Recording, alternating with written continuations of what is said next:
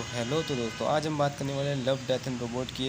हाँ, ये वही सीरीज़ है जो एनिमेटेड है और अडल्ट। इसका सीज़न 3 कुछ 2 दिन पहले ही नेटफ्लिक्स पे एयर हुआ। वही सीरीज़ है जो आप अपने पड़ोसी के अंकल को दिखा सकते हैं, जो एनीमे को कार्टून बोलते हैं। और हाँ, मैं उन्हीं अंकल की बात कर रहा हूँ जो बोलते हैं तो बड़े के भी कार्टून क्यों देखते हो? भला क्या हुआ?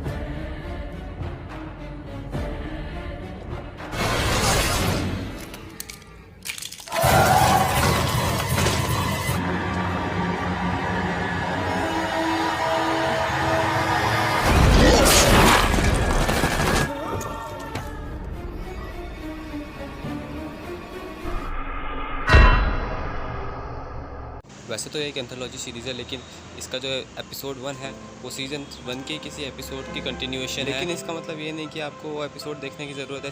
आप इसके रैंडमली किसी भी सीज़न से रैंडमली कोई सा भी एपिसोड देख सकते हैं। हर एक एपिसोड अपनी एक अलग स्टोरी स्टार्ट करता है और इसे उसी एपिसोड में ख़त्म भी करता है। इसकी हर एक एपिसोड में एक अलग स्टोरी है और साथ ही साथ हर एक एपिसोड की स्टोरी पर एक मूवी भी बन सकती है। इस हिसाब से इस सीरीज़ की स्टोरी को लिखा गया है।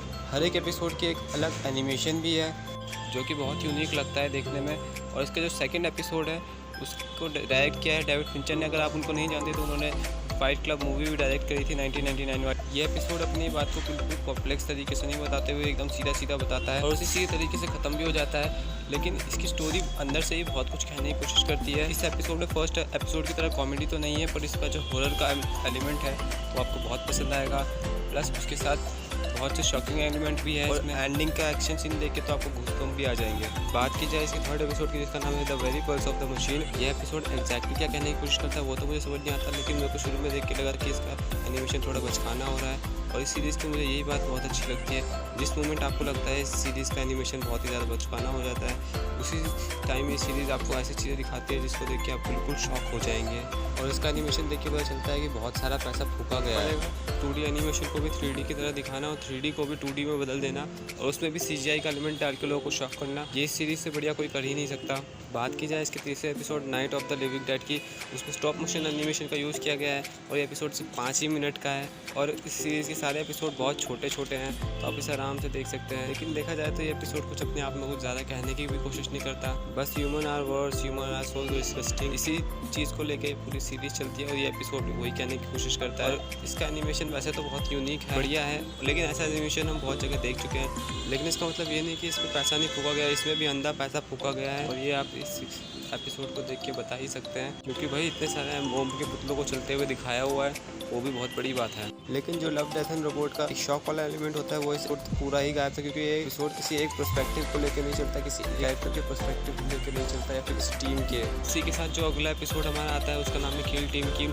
इसमें कॉमिक टाइप्स का थोड़ा एनिमेशन ये दिखाया गया है। इस एपिसोड का एनिमेशन और एक्शन साथ ही साथ इसका BGM इसको बहुत ऊपर तो लेके जाता है, लेकिन इसकी जो स्टोरी है उसमें कुछ डेप्थ नहीं है और स्टोरी में कुछ खास शॉक वाला एलिमेंट है भी नहीं। ऐसी स्टोरी हम बहुत बार देख चुके हैं। उसके बाद भी इसका एक्शन बहुत अच्छा है, जिसकी वजह से इसको देखा जा सकता है। दोनों में से भी आपको कुछ पसंद नहीं है तो फिर इसमें कॉमेडी का भी थोड़ा टच दिया गया है। बात की जाए नेक्स्ट एपिसोड स्वार्म की, तो जो अभी तक मैं शॉकिंग एलिमेंट और स्टोरी में डेप्थ की बात कर रहा था वो इस एपिसोड में था। तो ये एपिसोड भी उसी सेम थीम के साथ चलता है, ह्यूमन आर सो डिसगस्टिंग करके। लेकिन इस एपिसोड के हिसाब से ह्यूमंस अपने से नीचे जो जानवर जो स्पीशीज होती है उस पर अपना राज जमाता है, ये जमाना चाहता है। बात की जाए अगले एपिसोड की, जिसका नाम है मिशन रैट। ये एपिसोड वैसे तो बहुत चाइल्डिश स्टोरी को लेकर चलता है, जिसमें रैट के अंदर इतना दिमाग आ गया है कि वो अपने खुद के हथियार बना सकते हैं। लेकिन ये एपिसोड बहुत ज़्यादा चीज़ों को कहने की कोशिश करता है, बहुत सारी चीज़ों को एक साथ कहता है। एक तरफ तो कहता है कि कंपनी कैसे अपना सामान बेचने के लिए अलग अलग तिकड़म लगाती है और अपने कस्टमर की मजबूरी का फ़ायदा उठा के उससे ज़्यादा पैसे भी ले लेती है। और साथ ही साथ ये भी बताने की कोशिश की गई है कि इंसान लड़ाई में इतना बिजी हो चुका है कि वो सोचता ही वॉर के क्या क्या आउटकम्स आ सकते हैं और उसमें कितने लोग मारे जाएंगे। और जो इसका एनिमेशन है उसके साथ जो कॉमेडी का टच देने की कोशिश की गई है इस एपिसोड को, वो एकदम अच्छे से काम भी करता है इस एपिसोड में।